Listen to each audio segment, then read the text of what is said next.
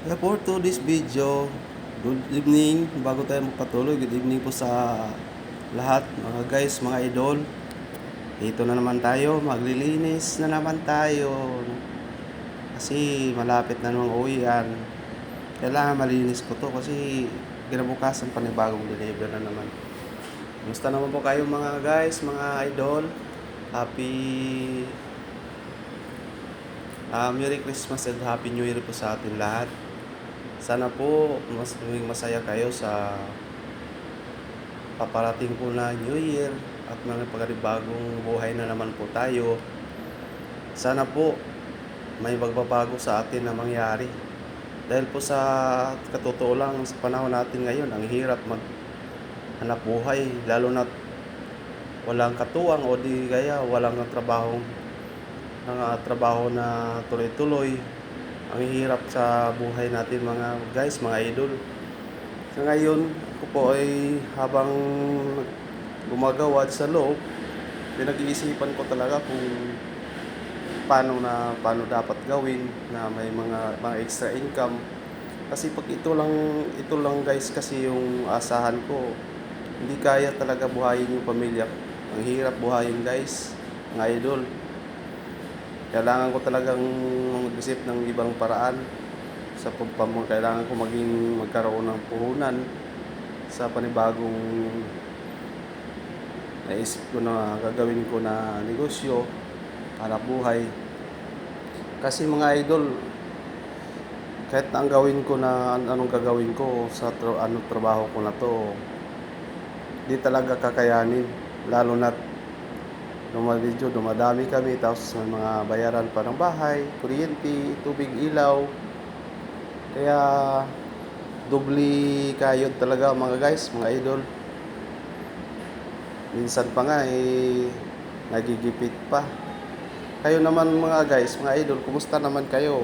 Siguro mas maganda pa yung buhay ninyo kahit papaano makapag-recover sa pang-araw-araw. Ito sa amin, kaya naman, kaso lang, yun nga po, pahirapan. At lalo na yung sa trabaho natin, hindi natin maiwasan na pinagsasabihan. Kahit na sa tingin natin nasa tama tayo, may napupuna pa rin. Lalo na namasukan ka lang, may magpupuna sa'yo, mga boss mo, kung ano-ano dyan. Pero tuloy pa rin tayo, laban lang, sana buhay. Kasi dyan tayo kumukuha ng lakas para sa pamilya. Alam nyo mga guys, mga ka-idol, sa ganitong panahon, hindi mo talaga maisip kung anong mangyari sa susunod na henerasyon. Kung maaari ba tayong yayaman o ganito na lang talaga. Kasi yung paano natin ngayon, sobrang mahal na pamimili. Ito yung sahod natin, kukunti lang. Kunti talaga mga idol guys. Kaya siguro kailangan talaga maghanap ng mga ibang diskarte, pamamaraan para sa hanap buhay. O yung tawag mo na extra income ba? Kasi pagka yung asa sa isang trabaho lang kasi pagka once na inasahan mo lang, hindi mo makikita na asinso to kasi paubos na rin siya eh. Hindi mo mapansin na ito lumalago or naubos lang din sa pangkonsumo, mga pangkonsumo ng araw-araw, sa mga travel, lalo na sa may mga anak na mga nag-aaral.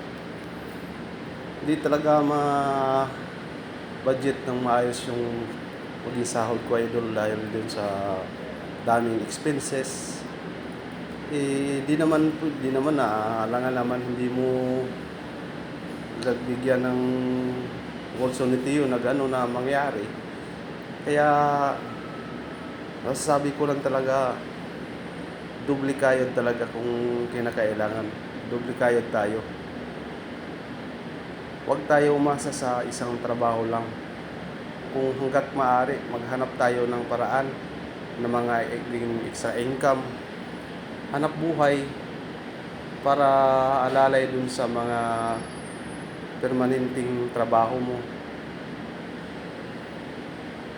Kasi sa bayaran pa lang ng bahay, sobrang laki na mga idol, mga halos mamulubi ka na sa bahay pa lang. Ano pa kaya pagka dating ng expenses ninyo, lalo na sa mga nag-aaral, papabaunan mo pa yan, hindi yan kakain, hindi yan papasok ng paral kung hindi busog, kung hindi kakain ng maayos. Papakain mo yan maayos, maliban pa dun, pabaunan mo pa yan ng pera, pang budget. Lalo na sa mga anak ko, kailangan talaga. Pag believe naman ako kasi kahit papano, na-handle ko naman yung family ko. Sanay naman sila na kahit na walang pera na binibigay sa kanila, at least nakapag-aral sila ng maayos. At tumutulong din naman sa hanap buhay, kaya lalo sa mga sa loob ng bahay. Ayan po yung talaga yung idol, yung masasabi ko. Dapat talaga sa panahon ngayon, maging matitimpi tayo sa pera, marunong tayong magdiskarte kung paano natin hati-hatiin yung mga natanggap natin na